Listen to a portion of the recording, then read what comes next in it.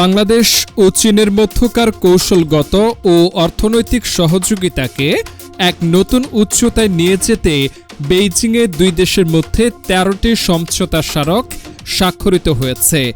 আজ বৃহস্পতিবার চীনের স্থানীয় সময় বিকেলে বেইজিংয়ের ঐতিহাসিক গ্রেট হল অব দ্য পিপল এ বাংলাদেশের প্রধানমন্ত্রী তারেক রহমান এবং গণপ্রজাতন্ত্রী চীনের রাষ্ট্রীয় পরিষদের প্রধানমন্ত্রী প্রিমিয়ার লি কিয়াংয়ের মধ্যে অনুষ্ঠিত এক দ্বিপক্ষীয় বৈঠক শেষে এই সমঝোতা স্মারকগুলো সই হয়। প্রধানমন্ত্রীর কার্যালয় বৃহস্পতিবার এক বিজ্ঞপ্তিতে এ তথ্য জানিয়েছে। এর আগে প্রধানমন্ত্রী তারেক রহমানকে চীনের পক্ষ থেকে সর্বোচ্চ রাষ্ট্রীয় মর্যাদায় লাল গালিচা সংবর্ধনা ও গার্ড অব অনার প্রদান করা হয়।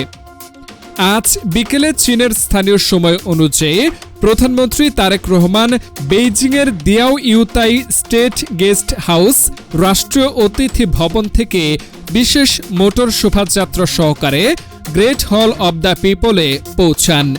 সেখানে তাকে উষ্ণ অভ্যর্থনা ও স্বাগত জানান চীনের প্রধানমন্ত্রী লি কিয়াং।